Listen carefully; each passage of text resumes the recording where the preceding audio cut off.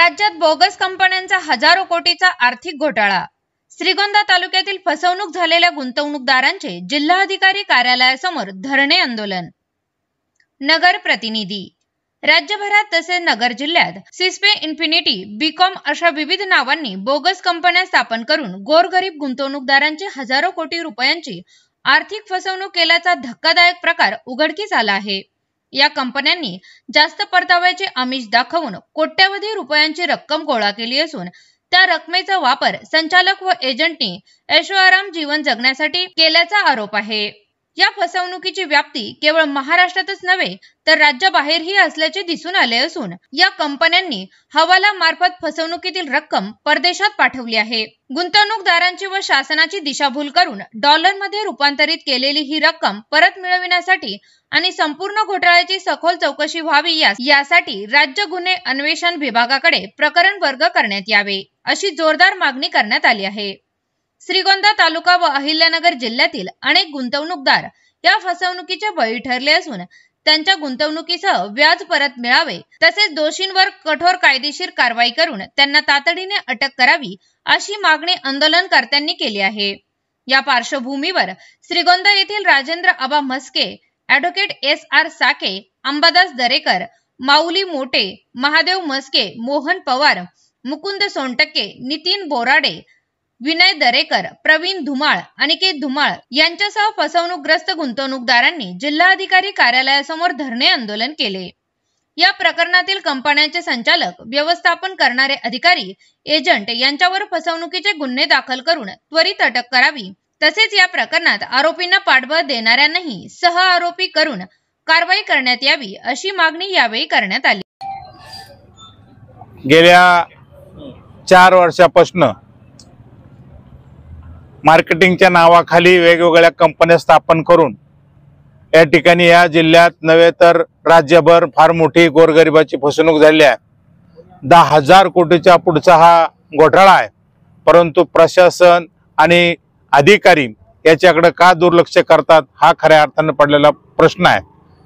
ज्यादा पैशाचा आमिष दाखवून ज्यादा परतावा दिला जाईल म्हणून गोरगरिबांना एजंटच्या मार्फत त्या ठिकाणी पैसे गुंतवायला लावले आणि भरपूर पैसा गोळा केला आणि या सिस्पे इन्फिनिटी बँक आणि त्या ठिकाणी असणारा ट्रेड अशा अनेक वेगवेगळ्या नावांनी कंपन्या स्थापन करून त्यांनी या ठिकाणी फार मोठी लूट केलेली आहे आणि गेल्या डिसेंबर पासून कुणालाही 1 रुपया परतावा त्या ठिकाणी दिलेला नाही।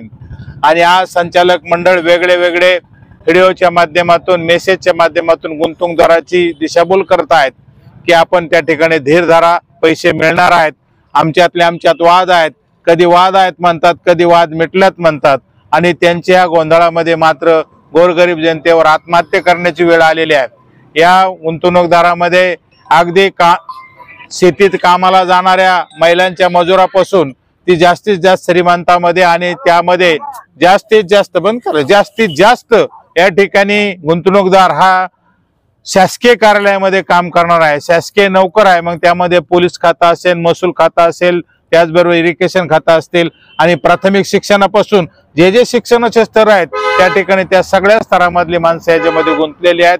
त्यांनी त्या ठिकाणी गुंतवणूक केली आहे आणि याच लोकांमध्ये एजंट आहेत। मग त्या ठिकाणी मेजर असेल, रिटायरमेंट मेजर असेल, शिक्षक सुद्धा एजंट आहेत, पोलीस सुद्धा एजंट आहेत, सर्वसामान्य लोक सुद्धा एजंट आहेत, शेतमजूर सुद्धा एजंट आहेत।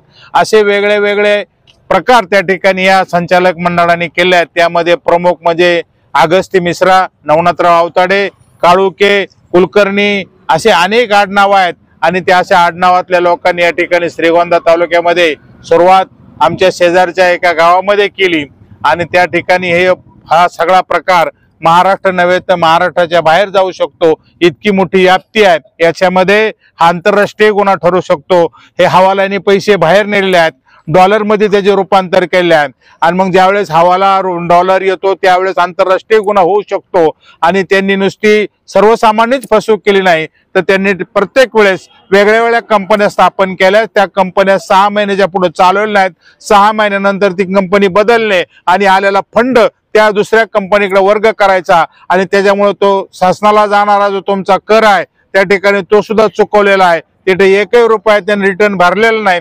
हे सगळं करत असताना ही जी यंत्रणा, ही यंत्रणा काय करत होती, हा मला खऱ्या अर्थाने आम्हाला पडलेला प्रश्न आहे. मी गेल्या महिन्याभरापासून या ठिकाणी ह्या विषयामध्ये श्रीगोंदा तहसील कार्यालयापुढे पहिलं आंदोलन केलं, पत्रकार परिषद घेतली, मेळावा घेतला. सुप्याला सुद्धा आम्ही या ठिकाणी एक वकील साहेबांनी आम्ही सगळ्यांनी मेळावा घेतला आणि त्या ठिकाणी फार लोक आम्हाला येऊन भेटतात, सांगतात आमचे पैसे आहेत. परंतु आज प्रशासन या ठिकाणी 4-5 त्या ठिकाणी गुन्हे दाखल झाले आहेत, पण त्या ठिकाणी एजंट सोडून अजून एकही संचालकाला अटक झाली नाही.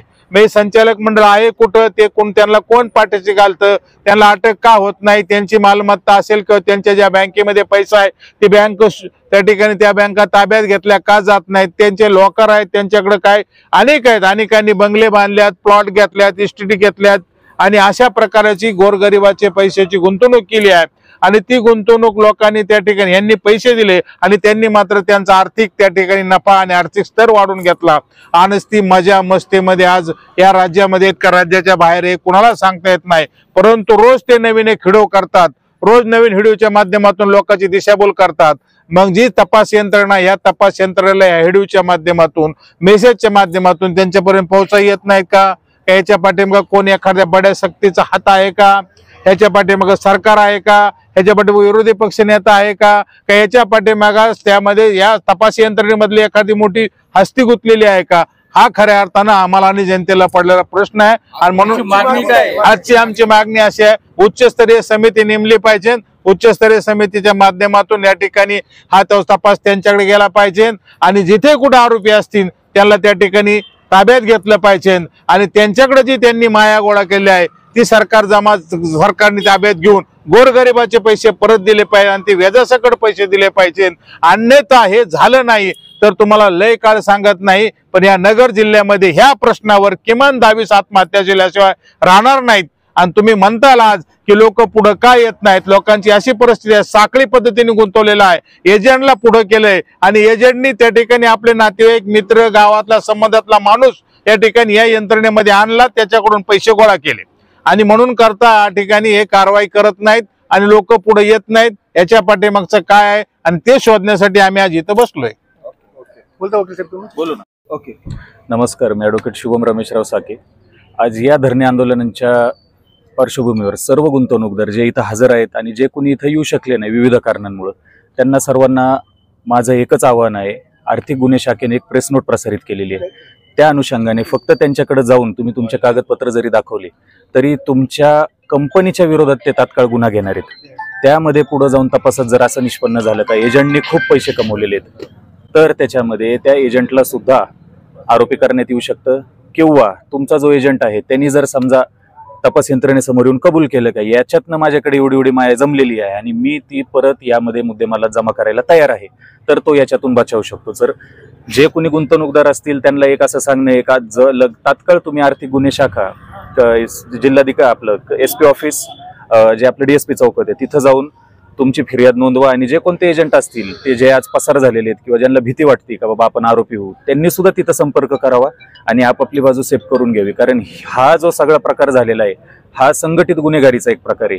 ज्या पद्धतीने त्या लोकांनी तुम्हाला फसवलं, ज्या पद्धतीने त्यांनी तुमच्या स्तर तयार केले, MF, ABP, AOP, गुंतवणूकदार, LLP वाले, त्यांनी तुमचाच पाय तुमच्या पायात बांधलेला आहे. त्याच्यामुळे ह्या सगळ्या गोष्टी पुढे येणं गरजेचं आहे आणि ज्या पद्धतीने ते घडलेलं आहे त्याचा प्रतिकार करण्यासाठी पहिले कंपनीच्या विरोधात गुन्हे दाखल करा आणि त्यामध्ये तपासात जर पुढे येतंय का एजंट आहे इन्व्हॉल्व, एजंटने खूप पैसे कमवलेत, त्याला एक आवाहन केलं जाईल का बाबा तुझ्याजवळ जेवढे पैसे जमलेले ते तू या केसच्या मुद्देमाला जमा करण्यास तयार आहे का. तो जर नाही बोलला तर त्याला नॅचरली आरोपी व्हावं लागेल आणि जे कोणी या सगळ्या गोष्टींसोबत सहकार्य करणार आहेत त्यांना यामध्ये कुठलीही तोशीस लागू न देण्याचा वचन मी आज या ठिकाणी देतो.